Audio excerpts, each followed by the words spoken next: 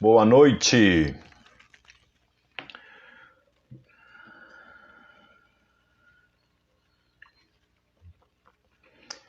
Boa noite, meus queridos. Todos estão me ouvindo bem aí? Alguém pode me dar um ok se está ouvindo bem o áudio?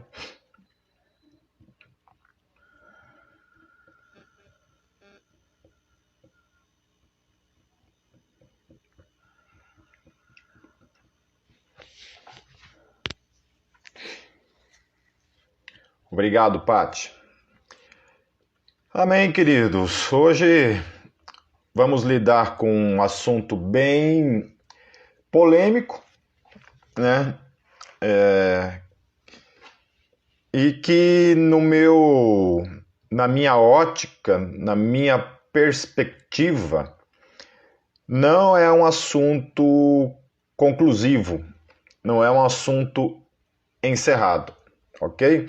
Então, assim, ainda que você vai encontrar por aí pastores que vão, obviamente, discordar e vão fazer certas afirmações em relação a essa questão do divórcio, de modo, assim, meio que absoluto, meio que encerrado, eu, como teólogo e baseado naquilo que eu vou apresentar aqui para vocês, considero que esse não é um assunto conclusivo, certo? Então, eu já vi gente fazendo afirmações, assim, não só teólogos, mas eu vi muita gente, assim, já fazendo esse tipo de certos tipos de afirmações em relação ao divórcio, e que realmente, pelo menos dentro dos meus estudos teológicos, dos livros sobre divórcio que eu já li, a respeito dessas questões aí que envolve a questão do divórcio para o cristão, né,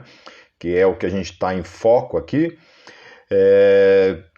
dificilmente você encontra um material conclusivo em relação a isso, tá? Então, assim, já vi várias pregações, já vi vários livros, artigos, afirmações em relação a essa questão do divórcio, e realmente não é um assunto conclusivo. Mas vamos começar nossa caminhada, né? Tratando primeiramente o texto, que é o texto basicamente mais utilizado, né, para tratar quando se refere à questão que envolve o cristão. Então a gente vai tratar a questão do cristão, né? A forma como o mundo entende, né? Como fora das estruturas do reino, a forma como o mundo entende a questão do divórcio, né? Isso daí não é nosso assunto, não é a questão que nós temos em mente, porque é aquela questão, né? A vida cristã, ela foi feita para os cristãos, né? Para aquele que é nascido de novo, para aquele que tem uma relação com Deus, que acredita na Bíblia Sagrada e realmente se importa com aquilo que a Bíblia fala a respeito desse assunto, né? O mundo não está interessado nesse assunto, né? O mundo é relativista, o mundo não entende família e casamento com essa ótica cristã, então isso realmente não nos interessa e nem vai ser a pauta do que eu vou tratar hoje à noite, ok?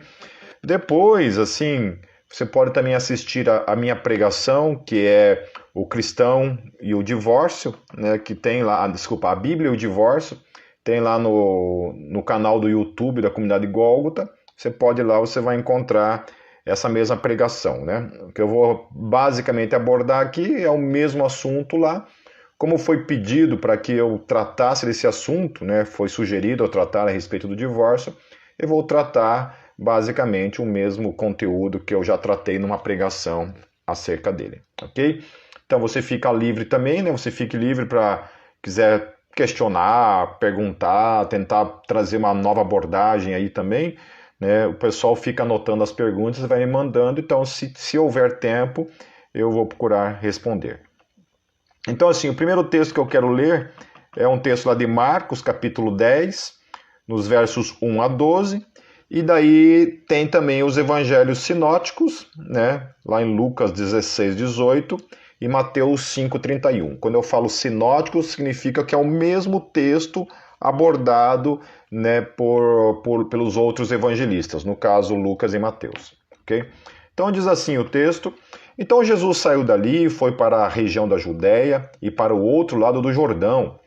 Novamente uma multidão veio a ele e, segundo o seu costume, ele a ensinava.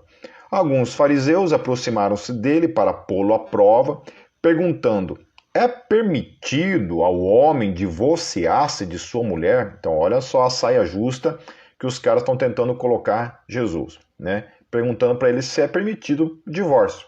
Ou seja, eu quero me divorciar, é permitido? Né? E lembrando que quem está tratando isso, né, e perguntando isso para Jesus eram os fariseus, ou seja, eram os mestres da lei. Né? Eram homens que compreendiam e entendiam a lei, né? Supostamente tinham o domínio a respeito da lei, e vem trazer essa questão polêmica para Jesus. Ou seja, naquele contexto em que Jesus estava inserido, isso já era uma questão polêmica. Então, o divórcio não é uma questão polêmica do agora, né? Isso sempre percorreu a história. Então, desde Jesus, já havia dentro do judaísmo, como a gente vai ver aqui para frente, já havia uma polêmica, né? Uma divisão teológica em relação à opinião acerca dessa questão do divórcio baseado na lei. O que Moisés lhe perguntou, ele lhes ordenou, perguntou ele. Jesus perguntando, né? O que Moisés lhes ordenou? Perguntou ele. Eles disseram: Moisés permitiu que o homem desse uma certidão de divórcio e a mandasse embora. Então, eu falei assim, olha, na lei de Moisés está escrito isso, que podia dar uma carta de divórcio, né? Então, está colocando Jesus ali, tentando colocar Jesus numa saia justa, né? Para ver essa questão. Olha, Jesus, lá na lei falava a respeito que, né, Moisés falou que podia dar carta de divórcio, né? E aí, o marido pode se divorciar da sua esposa? Né? Eles não entram em detalhes, só falam essa questão que Moisés citou, a questão lá da lei, né? Citando a lei lá de Moisés, falando que Moisés permitiu que desse carta de divórcio. Né? Então respondeu Jesus: Moisés escreveu essa lei por causa da dureza de coração de vocês. Ou seja, aquela lei foi permitida para Israel por causa da dureza do coração humano, e não porque era a vontade de Deus, mas é por causa da dureza do coração humano. Versículo 6. Mas no princípio da criação, Deus os fez homem e mulher. Por esta razão, o homem deixará pai e mãe e se unirá à sua mulher, e os dois se tornarão uma só carne. Assim, eles já não são dois, mas sim uma só carne. Portanto, o que Deus uniu, ninguém o separe. Quando estava em casa novamente, os discípulos interrogaram Jesus sobre o mesmo assunto. Ele respondeu: todo aquele que se divorciar de sua mulher e se casar com outra mulher estará cometendo adultério contra ela. E se ela se divorciar de seu marido e se casar com outro homem, estará cometendo adultério. Então aqui nem trata a questão assim de uma razão pela qual se divorcia, né? Aqui o autor de Marcos está tratando simplesmente, olha, se você divorciou e casou com outra pessoa, você está cometendo adultério, né? Tanto o homem quanto a mulher, é o que Marcos está tratando de modo, né, direto. Já Mateus, ele fala assim, lá no capítulo 19, versos 1 a 12. Já é um outro texto, é um outro momento, não é uma passagem sinótica, nem de Lucas, nem de Mateus. É um outro texto de Mateus, onde Jesus vai tratar de novo essa questão do adultério. Lá no versículo 9, o versículo 12, no Mateus 19, ele diz assim: eu lhes digo que todo aquele que se divorciar de sua mulher, exceto por imoralidade sexual, e se casar com outra mulher, estará cometendo adultério. Os discípulos lhe disseram: se essa é a situação entre o homem e sua mulher, é melhor não casar. Jesus respondeu: nem todos têm condições de aceitar esta palavra, somente aqueles a quem isso é dado. Alguns são eunucos, porque nasceram assim, outros foram feitos assim pelos homens, outros ainda se fizeram eunucos por causa do reino dos céus. Quem puder aceitar isso, aceite. Né? Então aqui nesse texto, em Mateus 19, Jesus já está abordando uma outra questão. Enquanto que no Mateus 16, Mateus 5, ele não trouxe essa questão do adultério, né, nem em Marcos nem em Lucas, aqui no capítulo 19 ele vai tratar isso como, digamos assim, uma razão, um motivo para o divórcio, né? O único motivo seria esse, no caso aqui, que ele vem e trata aqui. E aí os discípulos colocam assim, então é preferível nem casar, é preferível ficar solteiro, né? Mas Jesus daí fala assim, olha, nem todo mundo consegue viver nessa condição de solteiro, né? Alguns são eunucos, outros não. Então tem que ver bem, né? Porque essa questão é a seguinte, se você não consegue ficar solteiro, você vai ter que acabar casando. Se você não tem chamado de eunuco, ou não foi feito eunuco, você vai acabar casando, né? Que você não tem como viver dessa forma no pecado. Então isso não é uma coisa para todos, né? Então Jesus está estreitando mais ainda. Fala assim, olha, não, você pode ter optado em não casar, mas isso não é para todo mundo, né? Então fique esperto aí. Agora, o que dizia a lei? Então Jesus ali está sendo colocado em relação à lei de Moisés, né? Agora, o que dizia a lei? Quando Jesus dá essa interpretação, né, e os fariseus trazem essa questão da lei, o que dizia a lei em relação ao divórcio? Então vamos lá para a lei. Lá em Deuteronômio, no capítulo 24, nos versos 1 a 4, diz assim: se um homem casar-se com uma mulher e depois não a quiser mais por encontrar nela algo que ele reprova, dará certidão de divórcio à mulher e a mandará embora. Se depois de sair de casa, ela se tornar mulher de outro homem e o seu segundo marido não gostar mais dela, lhe dará a certidão de divórcio e mandará embora a mulher. Ou também, se ele morrer, o primeiro marido que se divorciou dela não poderá casar-se com ela de novo, visto que ela foi contaminada. Seria detestável para o Senhor.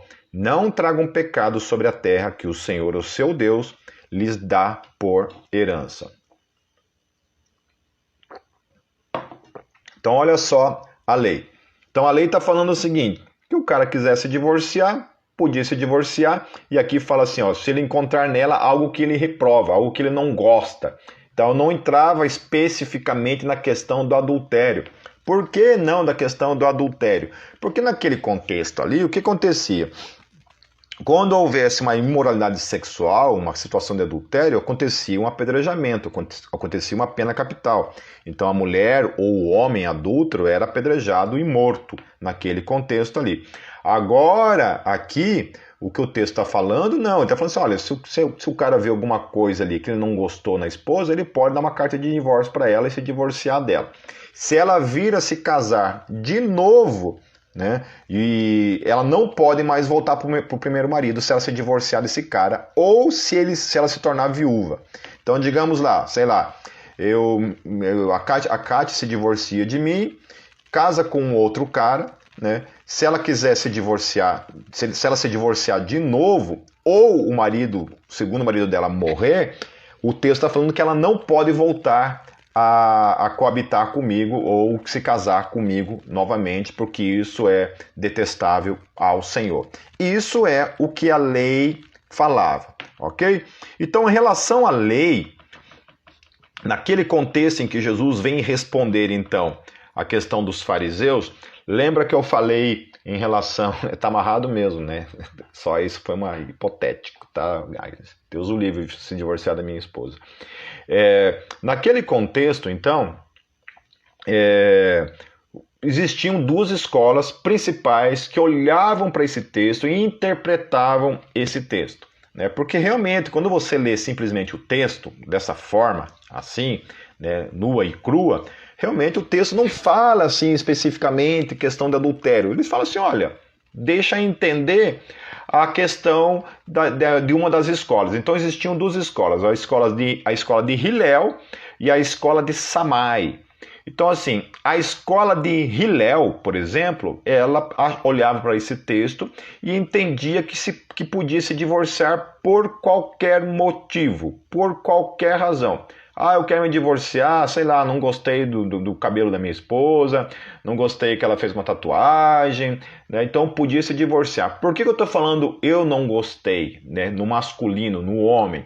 Porque naquele contexto a mulher não podia pedir carta de divórcio, era o homem que pedia carta de divórcio. Então a mulher ela não tinha esse direito, né? Pelo menos não era entendido dessa forma, que a mulher podia pedir carta de divórcio. Ali no contexto em que Jesus está inserido, as coisas já tinham sido mudadas um pouco, a mulher já podia pedir carta de divórcio. Mas naquele contexto da lei não havia essa visão então acerca da mulher. A mulher não tinha esse direito, ok? Isso lá, né, 1500 anos antes de Cristo, tá certo? Então, antes que alguém se revolte aí, era um outro contexto, né? Nem vale a pena ficar discutindo a respeito disso, ok? Então, o Hillel, ele entendia que podia se divorciar por qualquer motivo. Era essa a forma como Hillel utilizava. Interpretava. Já Shammai, ele entendia que só podia haver divórcio em caso de porneia. Porneia. Então, assim, toda tradução bíblica que aparece adultério está errada, ok? Toda tradução que aparece adultério está errada. A tradução correta é imoralidade sexual.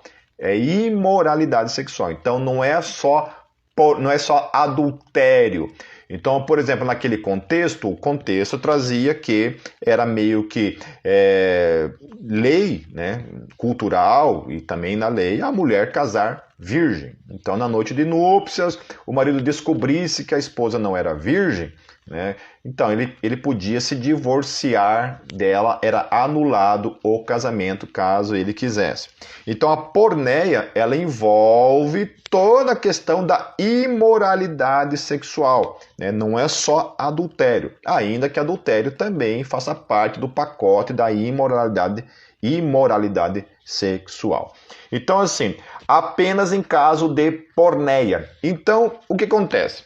Jesus, em outras palavras, ele valida a interpretação que Shammai tinha da lei. Ele discorda de Hillel e ele concorda com Shammai. Ou seja, que só em caso de imoralidade sexual o homem podia se divorciar da sua esposa. Volto a falar, né? Não entrava a questão da mulher, né? Entrava mais abordando a questão do homem, ainda que naquele contexto também a mulher já podia pedir carta de divórcio, tá certo? Deixa eu ver uma coisa aqui. Então, assim, as 5 principais interpretações daquilo que Jesus falou, então. Como Jesus concordou com aquilo que Shammai falou, como é que os teólogos interpretam e entendem essa questão, então, da aplicabilidade desse texto na vida do cristão, tá certo? Então, assim, é só por isso? Como é que funciona, então? No contexto de hoje, principalmente, quem que predomina? Shammai ou Hillel? O que predomina dentro da igreja? Quando a gente está falando da questão assim do contexto hoje, né? Os motivos, as razões pelas quais os cristãos estão se divorciando, eles estão mais em concordância com aquilo que Hillel falou ou com aquilo que Shammai falou? E o que a gente vê, e dentro da minha experiência pastoral, que a principal razão, o principal motivo, a principal escola que nós hoje trouxemos para dentro da igreja e nós estamos aplicando dentro dessa questão do divórcio é a visão de Hillel. Por quê? Porque se divorcia por qualquer motivo, né? Dificilmente você vê pessoas se divorciando por causa de situações de imoralidade sexual, como adultério, por exemplo. Geralmente é por qualquer motivo, né? É porque não ama mais, é porque enjoou, é porque a pessoa deixa a tampa do vaso levantada, é porque deixa a toalha suja no chão, e por aí vai, né? E por aí vai, certo? Então, raramente é por causa do adultério, e a maior parte das vezes é por causa daquilo que Hillel falou, é por qualquer motivo, ao invés daquilo que Shammai também havia dito, que era apenas por determinado motivo, que era a questão da porneia, ou seja, a questão da imoralidade sexual. Então, assim, uma das interpretações é que não contém exceções, tá certo? Mesmo em questão de adultério, tá certo? Então, por exemplo, lá, o John Piper, ele fala que nem questão de adultério, entendeu? Não tem como você se divorciar, você pode até se divorciar, melhor dizendo, mas você não pode se casar de novo, porque só a morte anularia de fato o casamento. E isso na visão, né, de alguns teólogos, entre eles o próprio John Piper, né, num livro que eu li dele sobre a questão do divórcio, ele falava isso, falou assim, olha, não tem conversa. Nem questão do divórcio, de adultério, você pode casar de novo, você pode se divorciar, porque o que Jesus está falando assim, você pode divorciar-se, não casar de novo, é o que eles entendem, tá certo? Um segundo caso, uma segunda forma de entender isso, que alguns entendem isso, né? Por exemplo, aquele que foi traído, ele pode casar-se novamente, né? Aquele que traiu não pode casar-se novamente. Já ouviram essa interpretação? Então, eu já vi muita gente falando isso, né? Que quem foi traído pode casar-se novamente. Então, pode se divorciar e pode casar novamente. Quem traiu vai se divorciar, mas não pode casar-se novamente, ok? E essa é uma segunda interpretação. Alguns também entendem que os dois podem se divorciar e os dois podem casar novamente e segue a vida, ok? Isso para alguns. Para outros, pode haver divórcio também fora dessa questão somente da porneia. Então, por exemplo, em casos de violência familiar, em casos de risco de vida e etc, né? Eu já vi gente discordando disso, dizendo, não, mesmo que você apanhe o teu marido todo dia, você tem que permanecer casada com ele e você não pode se divorciar dele, né? A quarta coisa, a priori, é adultério, mas caso consumado o divórcio, o novo casamento se torna legítimo, pois o adultério anularia a aliança, né? Então, isso seria uma outra forma também de entender a questão do divórcio na vida do cristão. Então, por exemplo, sei lá, eu cometo um adultério, a Kátia se divorcia de mim. Como eu cometi adultério, o próprio adultério em si, ele já anula a aliança. Por isso a possibilidade do divórcio, porque eu cometi um ato de porneia, eu cometi um ato de imoralidade sexual. Então, como eu cometi um pecado de imoralidade sexual, minha esposa pode me perdoar, me receber de volta, nós vivemos juntos. Mas caso ela não queira, mesmo me perdoando, escolha não opte por não continuar comigo, então, nesse caso, o adultério anulou a aliança, tá certo? Então, eu poderia me casar novamente, tá certo? E aí, o quinto caso, que são os casos de julgo desigual, né? Até vou citar aqui alguns, né? A forma como eles entendiam, alguns teólogos, até mesmo da Reforma, a forma como eles entendiam essa questão do divórcio entre uma pessoa cristã com um não cristão, ok? Né, que é os casos de julgo desigual, como é que eles enxergavam isso, ok? Então, na lei, como nós vimos, eles propunham a questão de que a mulher podia casar de novo. Então, na lei de Moisés, a mulher podia casar de novo. É isso que Moisés fala, né? Que ela pode casar de novo, mas se ela se divorciar, ela não pode voltar para o primeiro marido, né? Nem se ela se tornar viúva. Então, a lei dava esse respaldo de que a mulher podia casar de novo, né? E se ela podia casar de novo, o homem também podia casar de novo. Ambos podiam casar de novo, naquele contexto, certo, em que Moisés escreveu a questão da lei, né? Então, até aqui, a lei ela existe em decorrência da dureza do coração humano, ou seja, o divórcio é uma certa medida da graça de Deus para com o homem. É a misericórdia de Deus para com o homem, certo? Então, ou seja, não é um projeto inicial de Deus, mas é a carta de divórcio que foi dada lá na questão lá da lei, foi por causa da dureza do coração humano, que é isso que Jesus fala, né? A segunda coisa é a que Jesus fala que o que Deus uniu não o separe o homem, né? Porém, né, mais para frente a gente vai ver o que realmente significa essa questão do que o que Deus uniu não o separe o homem, né? Porque isso aí geraria uma contradição em algumas questões ali que a Bíblia também revela. Então a gente tem que tomar cuidado para olhar para isso dentro do contexto bíblico, né? O que é esse tal de o que Deus uniu, não separe o homem. Então, outra coisa fala que o divórcio é permitido quando há imoralidade sexual, né? É isso que Jesus, pelo menos, trata ali no texto. E a quarta coisa, uma vez que houve o divórcio e a pessoa se torna uma só carne com o outro, ela não pode mais voltar para o primeiro casamento, ainda que a pessoa com quem se casou venha a falecer. É isso que os textos falam até agora, dentro daquilo que a gente abordou, né? Aí eu não vou entrar na questão da poligamia, né, e nem na questão do concubinato, porque isso daí é um outro assunto, tá certo? Não vem aqui ao caso. Tá, vamos ver a questão de Paulo lá em Romanos, no capítulo 7, nos versos 2 a 4, que o apóstolo Paulo fala lá em Romanos capítulo 7, versos 2 a 4. Deixa eu tomar uma água.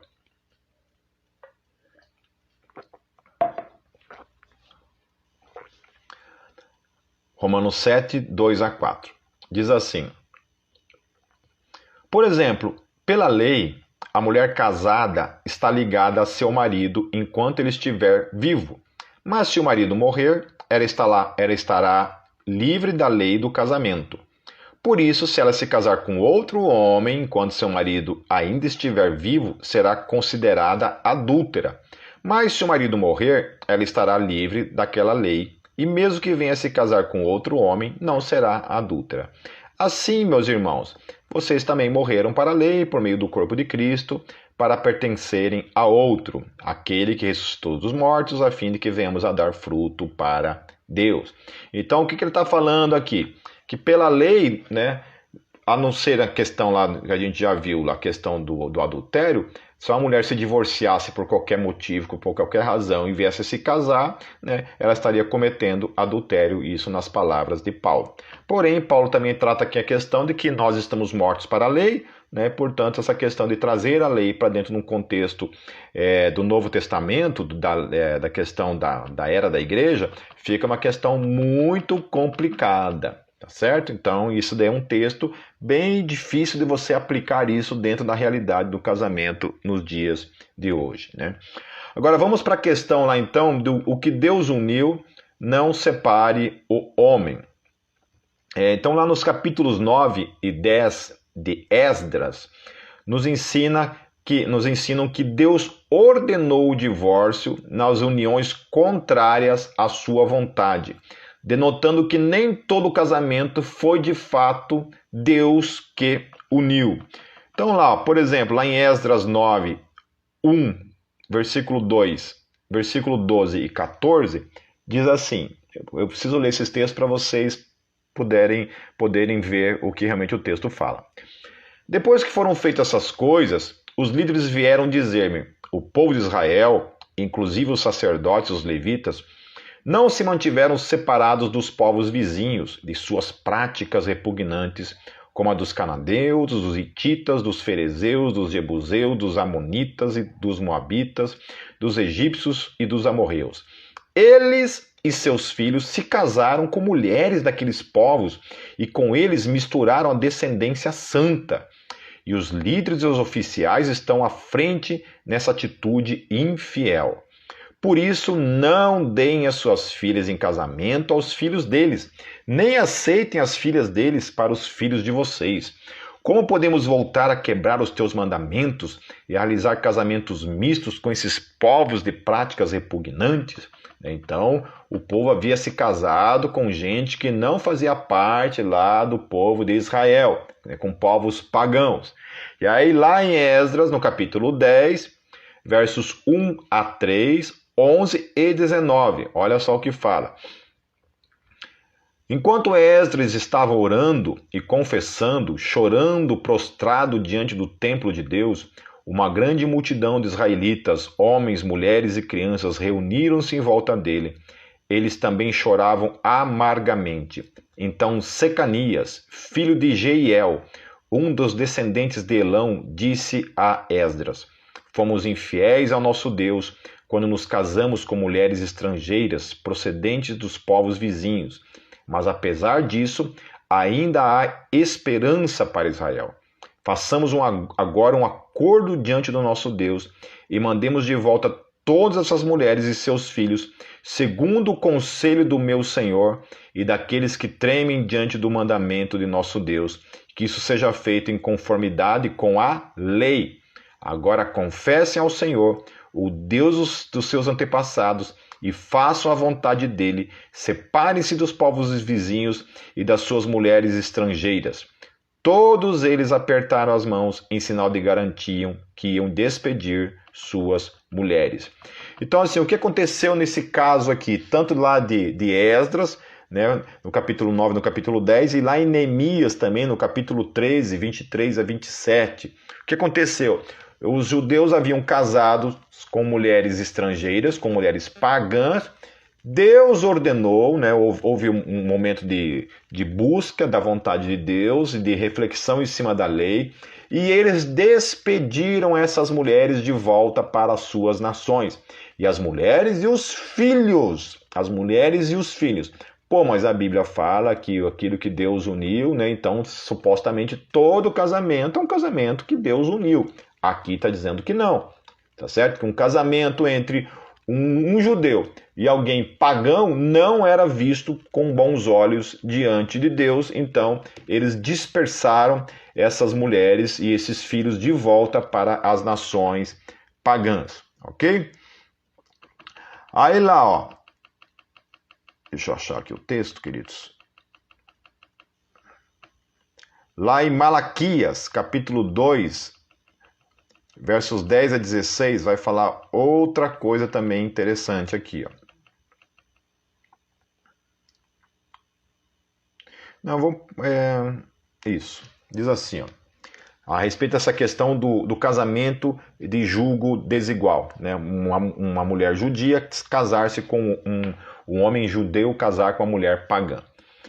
Versículo 10 diz assim: Não temos todos o mesmo Pai? Não fomos todos criados pelo mesmo Deus? Por que será então que quebramos a aliança dos nossos antepassados, sendo infiéis uns com os outros? Judá tem sido infiel. Uma coisa repugnante foi cometida em Israel e em Jerusalém. Judá desonrou o santuário que o Senhor ama. Homens casaram-se com mulheres que adoram deuses estrangeiros. E aí continua o texto falando sobre isso, que esses homens haviam quebrado um pacto com Deus, haviam cometido um pecado contra Deus, casando com mulheres estrangeiras, ou seja, com mulheres pagãs. Ué, mas Deus não é tudo que Deus... o que Deus uniu não separe o homem? Não, tá vendo aqui? Mais um texto falando que não é bem assim.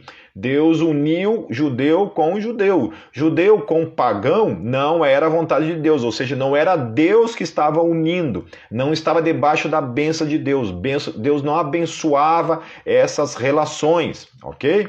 É isso que fala lá no texto de Malaquias, capítulo 2, versos 10 a 16, ok? Depois você pode olhar lá todo o contexto, aquilo que o texto está abordando. Então, ó, note que o texto diz que Judá desonrou o santuário que o Senhor ama, né, quando eles casaram-se com mulheres estrangeiras, ok? Agora vamos ler então na ótica do Novo Testamento como é que entra essa questão então do que Deus uniu, o homem não separe. Como é que o apóstolo Paulo olhava essa questão então na ótica dele, quando um cristão, que já estamos tratando a questão da era da igreja, como um cristão deveria olhar para essa questão de quando a mulher era casada com um homem não cristão, um homem, no caso, ímpio. Então, lá no texto lá de 1 Coríntios, capítulo 7, versos 10 ao 40. Eu vou pular alguns versículos, mas basicamente esse é o contexto. Diz assim: Aos casados dou este mandamento, não eu, mas o Senhor. Ok? Então não é o mandamento dele, é um mandamento que vinha da parte do Senhor. Que a esposa não se separe do seu marido. Ok? Então, Paulo também está se colocando contrário ao divórcio. Isso era uma ordenança que vinha da parte de Jesus. Mas, se o fizer, que permaneça como sem se casar. Ou então, reconcilie-se com o seu marido, e o marido não se divorcie da sua mulher. Então, olha só o que está se falando aqui, já trazendo esse contexto, então, de que da possibilidade da mulher também pedir divórcio, ok? É isso que o texto está falando, né? Então, não era nem para a mulher se separar do seu marido e nem o marido se separar da sua esposa, ok? Né? E, então tá bom, mas Pipe, não dá mais, eu quero me divorciar mesmo assim, que não sei o que. Então tá bom, você quer se divorciar do seu marido? Quer se divorciar da sua esposa? Então beleza. Aí o apóstolo Paulo fala o quê? Então tá bom, você pode se divorciar, mas então não case-se novamente, certo? Então você permaneça sem se casar, não se case novamente. E a outra aqui Jaimão, toma. Tira ela da frente do Instagram aí. Versículo 12. Aos outros eu mesmo digo isto e não o Senhor. Se o irmão tem mulher descrente, olha só, agora está tratando um outro nível. Primeiro estava tratando a questão do crente com o crente, não é para se divorciar. Se divorciou, então tá, então fique solteiro. Se os dois são crentes e os dois querem se divorciar, então fique solteiro. Ou então se reconciliem. Ok? Se vocês se reconciliarem, vão em frente. Não quer se reconciliar? Então fique solteiro. É isso que o apóstolo Paulo está falando. Aos outros me digo eu, não o Senhor. Se o irmão tem mulher descrente e ela se dispõe a viver com ele, não se divorcie dela. Ok? Então lá, o marido é crente, a esposa não é crente. Então permaneça junto. Não se divorcie, fique junto. E se uma mulher tem marido descrente e ele se dispõe a viver com ela, não se divorcie dele, ok? Então, assim, eu vou me divorciar porque o cara não é cristão. Não. Se você é crente, não é de você que deve partir a questão do divórcio, ok?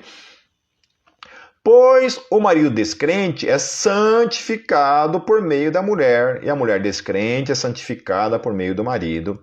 Se assim não fosse, seus filhos seriam impuros, mas agora são santos. Então, existe uma questão assim, até difícil de compreender, de a gente explicar, como isso se dá, né? Na palavra de Paulo é isso. Se eu sou crente e a esposa não é crente, o meu casamento, de certa forma, é santificado por meio da minha vida, porque eu sou crente e ela não. E o contrário também.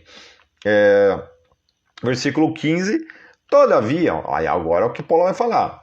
Se o descrente separar-se, que se separe. Em tais casos, o irmão ou a irmã não fica debaixo de servidão. Deus nos chamou para vivermos em paz. Então, o que ele está falando ali? Muita gente vai olhar para esse texto e vai entender o seguinte. Então, se o cara se divorciar e a esposa dele não era crente, ela pedir divórcio, ele está liberado para casar. Paulo não fala isso. Okay? Paulo fala que é para deixar aí, pode se divorciar. Mas Paulo não fala assim de modo claro que você pode casar de novo.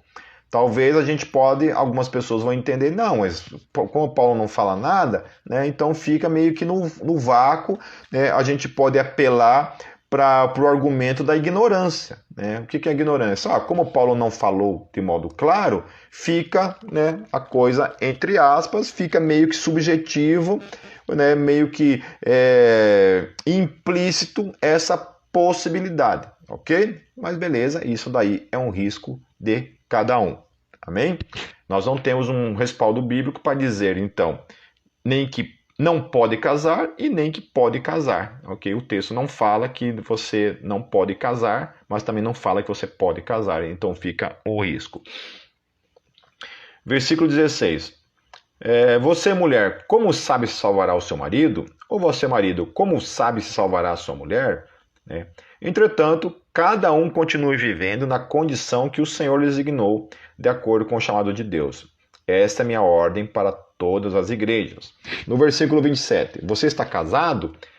Não procure separar-se. Está solteiro? Não procure esposa. Mas se vier a casar, não comete pecado. E se uma virgem se casar, também não comete pecado. Mas aqueles que se casarem enfrentarão muitas dificuldades na vida e eu gostaria de poupá-los disso, né? Esse é o conselho mais sábio de Paulo que ninguém deu a mínima. Olha o que Paulo está falando aqui, ó. Mas aqueles que se casarem enfrentarão muitas dificuldades na vida e eu gostaria de poupá-los disso. Ou seja, o apóstolo Paulo falou isso há 2000 anos atrás, ou seja, já era uma questão complicada, né? Casamento naquele contexto já era uma questão complicadíssima, né?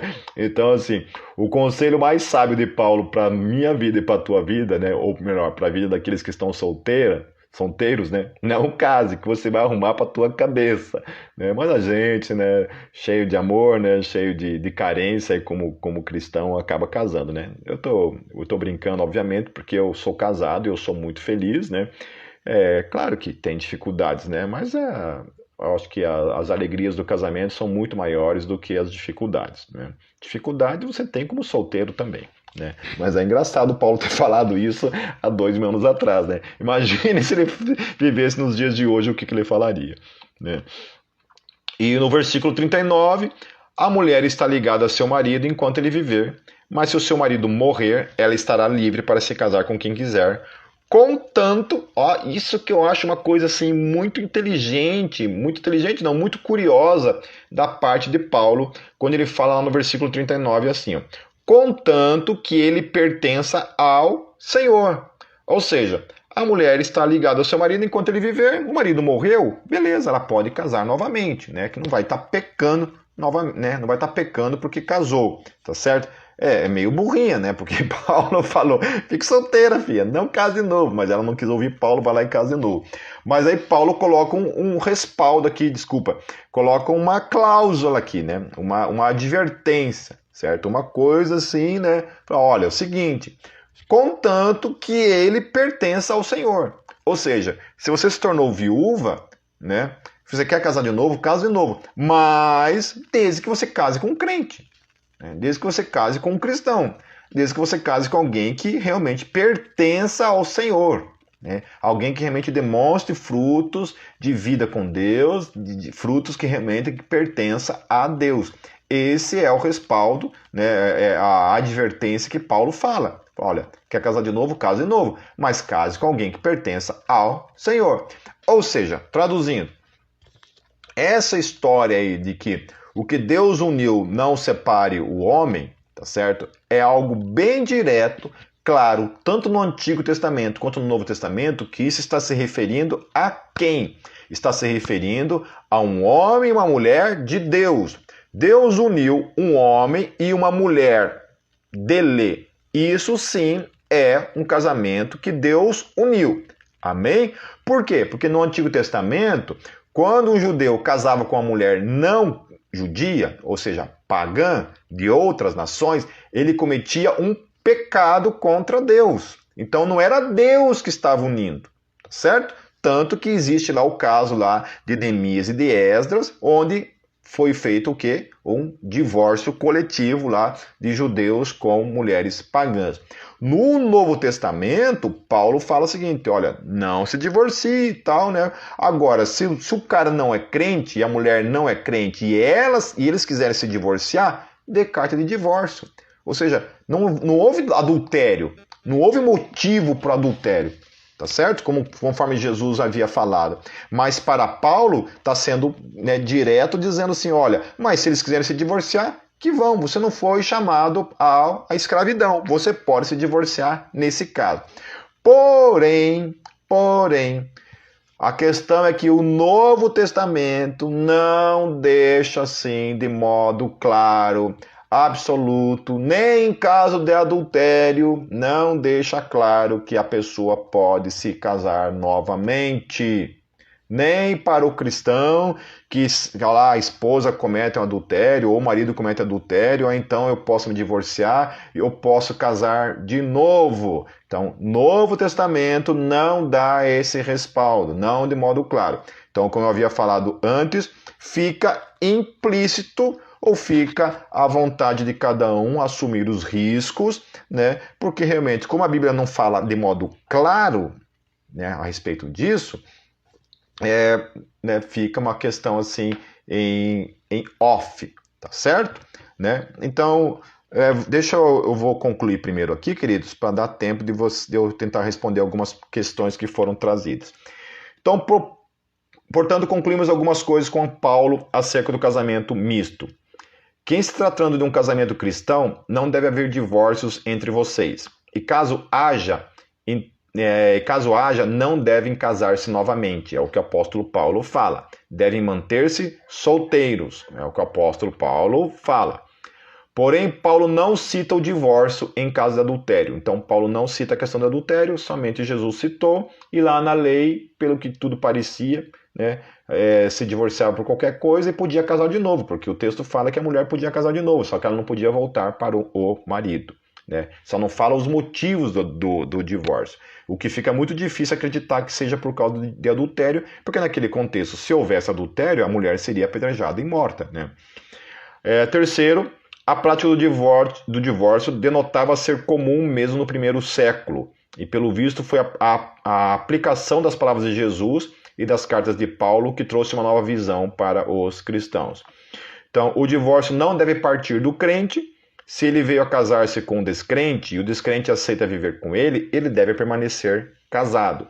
Isso parece já ser uma visão com mais graça da parte de Paulo e aponta para alguém que já vem nesta condição, não depois. Ok? Então lá, você se converteu agora e o seu marido não é cristão. Né? Ou você se converteu agora e sua esposa não é cristã. Então você vem nessa condição. Ok? Porque como foi falado ali, quando você é cristão, você se divorcia, não é para você casar com um não cristão.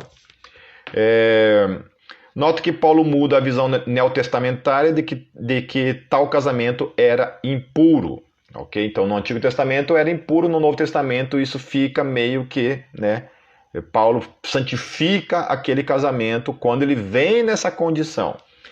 No Antigo Testamento, o casamento misto era visto como impuro. Paulo acrescenta que o marido descrente é santificado pela esposa e vice-versa, mas apenas na condição em que já veio desta forma. Ok? Sexta coisa, que uma vez o cônjuge descrente quiser se divorciar, o crente está livre para divorciar-se, porém isto abre para duas interpretações quanto ao crente poder casar-se de novo ou não. Bom, Pipe falando, eu penso que sim, uma vez que nesse caso tal união não foi feita por Deus, conforme o Antigo Testamento descreve o casamento judeu com pagãos.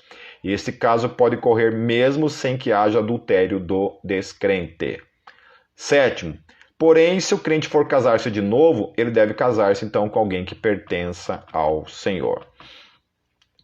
O que Lutero falava a respeito dessa questão do descrente? Lutero permitia o divórcio em casos de julgo desigual, e inclusive em casos em que o cônjuge, ainda que cristão confesso, não demonstrasse frutos disso.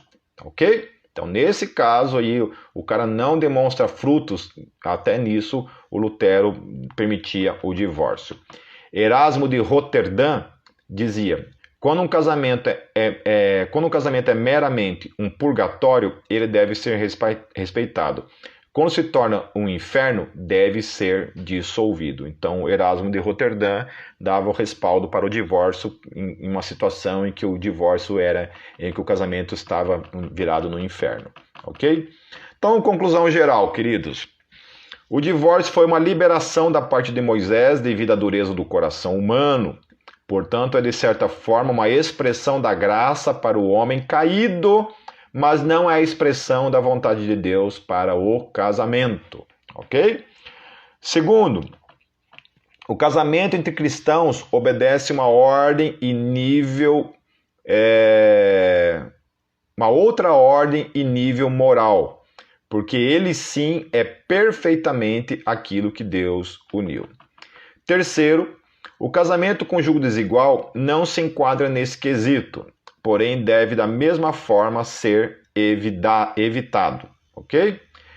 Quarto, o divórcio bíblico pode ocorrer em 2 casos: porneia e imoralidade sexual, né? E casamento misto, ok? Ou seja, casamento com um julgo desigual. Nesse caso, não deve partir do crente. Quinta coisa, tudo indica que nesses casos acima, o crente pode casar-se de novo, porém, o crente deve casar-se com um crente, ok? É o que, né? Especulativo isso, ok? Não tem como chegar a uma conclusão absoluta. Sexto, porém, uma vez que o crente casou-se de novo, mesmo que o seu cônjuge venha a falecer, ele não pode mais voltar a ser uma só carne com o primeiro cônjuge. É uma outra coisa também que a lei proibia. 7. Outros casos para o divórcio que penso também ser justificável: violência familiar e ameaça de morte. Então, ainda que a Bíblia não fale, não revele, eu penso que são questões também que podem se encaixar como uma possibilidade de uma pessoa pedir divórcio. 8º, quando ocorre o divórcio devido ao adultério, sem que haja perdão e reconciliação, penso que a nova relação anula a aliança, mas não estou seguro para dizer como Deus julgará isso. Portanto, diante da lei, o divórcio que ocorre dentro da visão de Hillel, por qualquer motivo, denota sim num caso de adultério em se tratando de um novo casamento. Mas não sei dizer se é um caso de adultério permanente. A lei não parece denotar isso. Ok, queridos? Em outras palavras, meus queridos, né? Em outras palavras, não tem um denominador comum. O que existe aqui como conclusão, então? O crente não deve se divorciar da sua esposa por qualquer motivo. Ah, o amor acabou. Não. Ah, deixou a tampa do vaso levantada. Não. Ah, questão financeira. Não. Ou seja, o divórcio não pode ser por qualquer motivo. Quais são os motivos para o divórcio segundo o Novo Testamento? A questão do adultério, a questão da imoralidade sexual. Isso daí seria um motivo, que segundo aquilo que Jesus deu respaldo. Eu penso que ainda a questão da violência familiar e também a questão da ameaça de morte, né? Esse tipo de coisa são questões também que eu entendo como válido para um possível divórcio. Agora, a questão do casar de novo, aí é uma questão que a Bíblia não fala no Novo Testamento de modo claro a respeito disso. Porém, lá na lei parece que a coisa podia acontecer, né? Realmente que fora do caso de adultério, porque a mulher podia casar de novo e o cara podia casar de novo, né? E ambos assim só não podiam, no caso de viuvez ou divórcio, voltarem a estar casados novamente, né? Eles tinham que, aí, como é que fala? A fila anda, né? Seguir em frente. Agora, como o PIP, alguém me perguntou aqui, deixa eu só ver uma coisa aqui. Como fica aqueles que se unem sem casar no papel? Questão da união estável? A união estável, penso eu, que é uma questão legal, né? É considerado uma espécie de casamento nos dias de hoje, ok? Mas não existe divórcio, né? Então não é divórcio. Então, aí é uma questão que eu penso assim, que só em casos de realmente problemas documentais, né? Que os documentos impedem de casar aí, né, no civil, aí a união estável seria, no caso, uma saída disso daí, você poderia casar, né? Mas não é o ideal para o cristão. Quando uma das partes comete adultério, os dois podem casar novamente, né? Aí que tá, eu não sei dizer, né? Biblicamente falando, não fala, né? Algumas pessoas entendem que sim, né? Alguns entendem que só uma parte pode. Mas, biblicamente falando, queridos, não tem um denominador, um absoluto, uma conclusão comum em relação a isso, ok? É um risco de cada um em relação a isso, né? Como fica a questão de quem tem filhos e casa de novo com outra pessoa? Né? Os filhos em si é uma questão individual, né? A parte é a questão da relação de Deus com os filhos. Agora, concluindo então, queridos, a minha parte, o que eu entendo? Eu entendo que por estarmos vivendo no tempo da graça, eu olho para essas questões, né, como eu lido muito, já lidei muito com as questões de divórcio dentro do ministério, dentro de casais, dentro da Gólgota, né, que se divorciaram. Como eu entendo? Eu entendo que é o seguinte, cometeu né, se divorciou, certo? Por um motivo fútil, banal, besta, ok? Se envolveram novamente, tiveram relações sexuais, tanto ele quanto ela, com outras pessoas, mesmo que o motivo do divórcio tenha sido banal. Cometeram um ato sexual. Nós estamos falando de um outro contexto, queridos. Isso aqui não tem nada a ver com o contexto lá da época, onde as pessoas lá casavam, né? Hoje em dia, né, a gente já sabe como é que a coisa funciona, tá certo? Vai direto ao assunto, direto pro test drive, né? E aí, só depois, quem sabe, um dia casam, né? Já vão viver juntos e tudo mais. Então eu penso assim, que uma vez que você se divorciou, você cometeu, né, um ato sexual, você se uniu sexualmente com outra pessoa, automaticamente você está anulando a aliança, né? Você está cometendo um adultério. E no cometer um adultério, automaticamente, no meu entendimento, você já está anulando aquela aliança. Daí a questão que fica é, essas pessoas estão num adultério permanente ou não? Porque se ela veio a se casar novamente, legalmente, ela casou novamente, ela assumiu o marido, e o marido assumiu, entra na questão da lei, aquilo que a lei está falando lá. Então eu penso que o que Jesus estava querendo tratar ali era a questão do divórcio naquele contexto, o divórcio banal, o divórcio por qualquer motivo, o divórcio que, né, que estava lá, qualquer motivo, vinha se divorciar. Então Jesus está trazendo para mim e para você, para a igreja, e o apóstolo Paulo também, falou, olha, queridos, toma cuidado com esse negócio de divórcio aí. Não é a casa da mãe Joana. Não é por qualquer motivo que você pode se divorciar, ok? A coisa tem que ser uma coisa séria. Mais uma vez que aconteceu o divórcio, você se envolveu sexualmente com outra pessoa, e o outro também, automaticamente a aliança está destruída, né? Porque os dois cometeram adultério, né? Então a aliança está destruída. Tá certo? Então, assim, como é que Deus julga isso? Como é que Deus lida com isso? Eu só posso me apegar na graça, entende? Eu tenho para minha vida, né, de viver até o fim dos meus dias com a minha esposa, casado, fazer de tudo para isso dar certo, amar ela, né? Tem brigas, tem desavenças, né? Não tem, como é que se fala? Incompatibilidade de gênios, né? Tem tudo isso. Então, até eu sempre brinco, né? Motivos para divorciar eu tenho para dar e vender, né? Tenho como qualquer outra pessoa tem, entende? E ela talvez tenha 10 vezes mais do que eu ainda, entende, né? Mas, né, a gente faz o quê? A gente olha para a palavra, a gente olha para o temor a Deus, para aquilo que a palavra nos fala, e como eu não tenho nenhum tipo de respaldo, de tranquilidade para dizer, para falar qualquer tipo de coisa, né, a respeito disso, eu prefiro continuar amando minha esposa, cuidando da minha esposa, não me apegar em nada, nenhum tipo de motivo para me divorciar dela e ir até que a morte nos separe. Amém? Mas também para aqueles que se divorciam, né, que por motivos, né, seja lá qual for, um adultério, uma violência familiar, né, uma ameaça de morte ou uma coisa banal que seja, eu entendo que isso não é um denominador que vai condenar uma pessoa ao fogo do inferno para sempre. Amém? Eu entendo que isso daí, ainda assim, a graça está sobre isso, né? Sobre a vida do cristão, a graça ainda vai abraçar todas essas questões. Amém? Né? Eu não penso que o pecado é aquilo que nos condena ao inferno, né? Eu penso que a graça sobrepõe a tudo isso. Amém, queridos? Amém, queridos? Então é isso. Temos 2 minutos antes de encerrar. Depois, quem quiser assistir a pregação lá a respeito disso, onde eu tratei também assim, a Bíblia e o divórcio, vai lá no canal do YouTube, mas como eu falei, você não vai encontrar uma conclusão absoluta a respeito disso. Amém, queridos? Bom, é isso, vai encerrar aqui o minuto, falta 1 minuto. Deus os abençoe. Até semana que vem, qualquer coisinha, mandem lá para mim alguma pergunta, alguma coisa que a gente vai respondendo na medida do possível. Tá bom, queridos? Um beijo para vocês e permaneçam casados, firmes no Senhor, sendo fiéis até a morte. Amém.